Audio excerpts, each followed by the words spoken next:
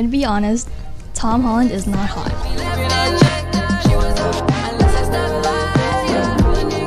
It's kind of like about finding yourself and like being who you really are.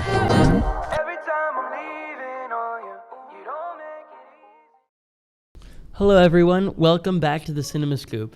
A couple of episodes ago, we took a look at some 80s movies, but this week we're looking at some more recent movies, specifically from 2020 and beyond.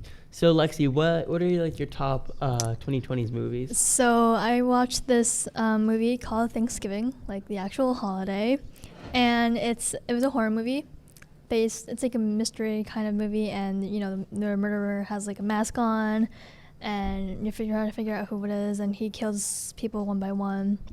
And it was pretty good, not gonna lie. Yeah, I heard about that. Like, it's like a Thanksgiving slasher film. Yeah. And is it like has to use all like the Thanksgiving equipment or kill to them? like he uses all the Thanksgiving equipment, and this was a scene of Thanksgiving dinner, but with decapitated heads.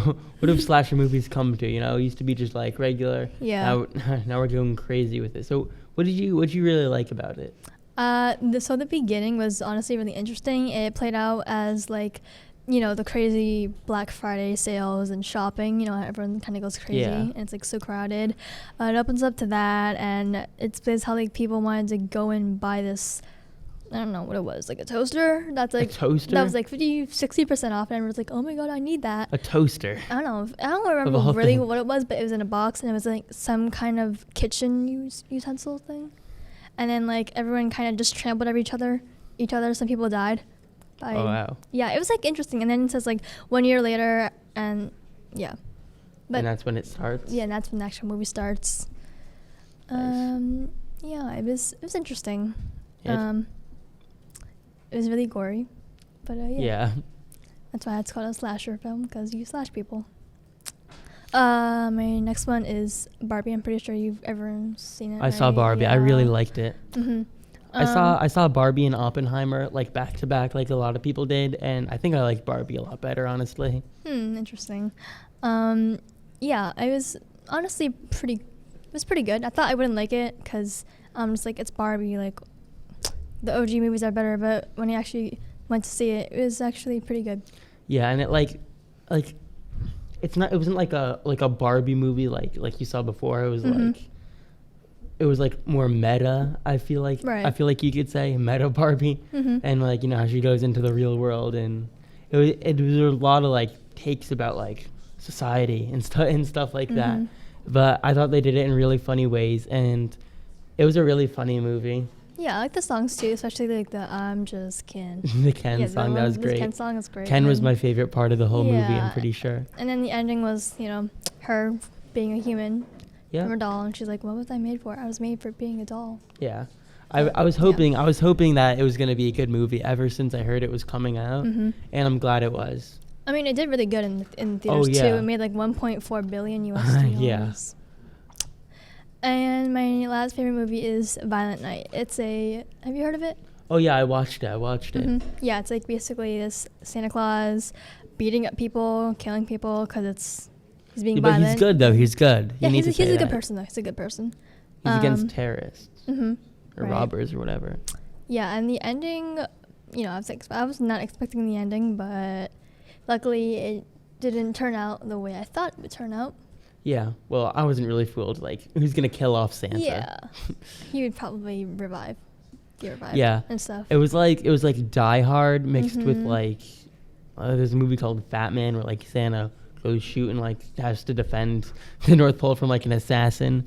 Right. It was like kind of a mixture of that, a little bit of Bad Santa as well, but they did it really well. It was really creative. I like when he took the guy up the chimney. That was awesome. That was funny. Yeah. And I watched it again over the holidays. It was a lot of fun. That's nice. All right. We're going to take a short break now, but don't go anywhere because when we get back, we're going to take a look at Joe's picks for best 2020s movies. Welcome back. Let's just get right into it and talk about my recent favorite movies. Well, Joe, before that, I'm here on set, obviously. Lexi is it. Well, The reason why, it's pretty simple. She's what we call in the business movie illiterate. She doesn't watch any movies, doesn't know anything about movies. So I'm here, much more literate. I know much more. So without further ado, Joe, what are your favorite movies? All right, so the first one, probably my favorite. It's one of my favorite movies ever, I'd say. Bullet Train. Oh, I loved it.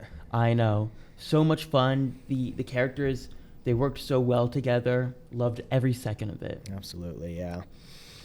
Nothing wrong with it in my eyes, as far as I could think of. Yeah. The action was good. The jokes were good. The characters were good. Just all around great movie. The casting was amazing. Yep. Oh my. Have you heard of the phrase Chekhov's gun? No. Was it one of the guns they used? No, but basically Chekhov's gun, it's a literary principle, and it says that basically every detail in a story must be essential to the plot, or it must be like important in some way. Say there's like a gun in a movie, that gun should be fired or used later on.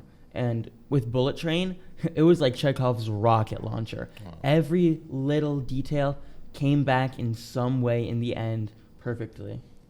I mean, I can agree with you on that. I haven't watched a movie in a while, but I mean, there weren't any loose ends in the sense that everything was used, like like Chekhov's gun, like you said. Everything was used. Nothing was really unimportant. And one thing that really comes to mind, it was I think it was that water bottle, like some sort of water bottle that kind of saved someone's life. This water bottle that is featured like throughout the movie comes back and it saves someone's life. So that I thought that was really, really good. Yeah, every little just detail. Came back full circle. Yeah, so great. Characters so funny. Absolutely, the casting was amazing. Brad Pitt. Yep. God, so great. I love Brad Pitt. Me too. And I usually love movies that come full circle all around. Like those are my favorite. Like I don't know what to say. Things to happen in a movie where everything comes full circle. Yeah, I know what you mean. Yeah. Okay. Now the next movie I wanted to talk about was Puss in Boots 2: The Last Wish. Oh my God, yeah. I saw that one much more recently than Bullet Train, but I love them both. One of my favorite animated movies. Yeah, and the thing I really wanted to talk about was the three villains. Yeah. Because they're all unique in some way, and they all add so much to the story. And just like so memorable. Three separate villains, each so unique. That's hard to do. That's really hard to do. But Puss in Boots 2 did it phenomenally. First we had Death. Now, Death, he doesn't have any side really. Yeah. He's just hunting Puss in Boots. He's really kind of hunting him for himself because, you know, he's kind of like annoyed that Puss in Boots is like wasting his lives, you know. I mean, yeah, he's their chaotic neutral, Yeah. and like, yeah. I mean, think about it. You have 9 lives, and of your first 8, you've been living a life of like fun, adventure. It was amazing. You're having the best time of your life, and you're down to your last life, and you decide, I'm gonna retire. I'm gonna stay in like their equivalent of a nursing home, and just rot away. No, I completely understand where Death is coming from. Like, don't waste your life. Come on, get up, have more fun. Yeah, although didn't Puss in Boots go into retirement because Death was hunting him and he was scared? I think that was it. Yeah. I think maybe. Yeah, and because he got scared and no, you're right. He got because he lost. Yeah, okay. Yeah. I really liked how in the end Puss in Boots he wins Death's respect. Nice ending to that plot line. Death, he agrees to leave him alone because you can't be being hunted by Death for the rest of your life. Yeah. So I like how he's like, all right, you're right. I should stop wasting my life. I should be more grateful for the things I have, and then he earns his respect. Exactly. Yeah. And the next villains, Goldilocks and the Three Bears. Yes, I remember them. So they are like the villains that you kind of feel bad for, and like you kind of hope like are all right, you know? Yeah, the ones you can kind of like sympathize for. Yeah, sympathize with. And of course they have the whole deal with like Goldilocks is like wondering where her own family is, and but like I know it's kind of cheesy, but like the Three Bears were her family. Yeah, and I mean, it's kind of difficult to call them really villains because for the most part it was Goldie. She wanted to find her family. She wanted to go after the star. Yeah. Her family was just supporting her like a family should. Exactly. And I like how in the end they do become good. It's always nice to see redemption. Yeah. But someone I'm glad who they didn't redeem, Jack Horner. Now, Jack Horner, the writers, the creators of the movie, they just went all out in making him a giant jerk, and there's just no redeeming qualities, and that's all right. Sometimes that's what a movie needs, just a jerk, no redeeming qualities. He's just plain old evil. Just an absolute wild card, someone who you can just put in there like, all right, let's chaos ensue. Let's throw everything on the wall, see what sticks. And what's funny, he was also pretty funny too. Oh no, he was. I forgot his name as an actor, but I definitely love him. He was Spider Pig and Into the Spider-Verse. Oh yeah, you're right. I always forget his name, but he's an amazing very funny, voice actor. Great voice actor. Yeah, and in the end he does die because usually in movies I feel like there's like 3 outcomes for villains. Either they die, they survive and like either go to jail or get away, or they end up being good. And really, this movie had all 3 of them, you know? I know. All of them had their own. All of them had their own. Yeah, it was just amazing how they did so much with like these 3 villains, made it so unique with each. Because it's hard to have 3 separate villains in a movie, you know? Yeah, like being able to expand so far. Yeah, it's really hard to do that while still having time for like the protagonist. Yeah. And they did it phenomenally. So that's just great on them. The last movie I want to talk about was Top Gun Maverick. Seen it? This one, unfortunately, I haven't. Or the original one. That's all right. I have to. Yeah. So the difference between like Top Gun Maverick and just Top Gun, I'd say, is Top Gun Maverick had a lot more stakes because Top Gun, it was kind of just like just not a lot of stakes. It was just like training, you know. The really only thing that like made you on the edge of your seat was like at the end with like those unnamed planes, but like. They just came in at the end. We didn't know what they wanted. We just know that like they're against like the main characters, right? Yeah, they're just there. So they're just kind of there. Yeah. But yeah, exactly. What I loved about Top Gun Maverick was that the villains, like there's a really big threat. You know, they had this weapon. It was like a nuke or a biological weapon, and the goal for the good guys was they were going to have to destroy it, and it seemed like it was going to be like some crazy mission. You know, it's like a crazy mission. Like, how are they going to do this, right? Yeah. And they have to keep training, and then just like the little arcs, you know, while they're training, each character has is nice.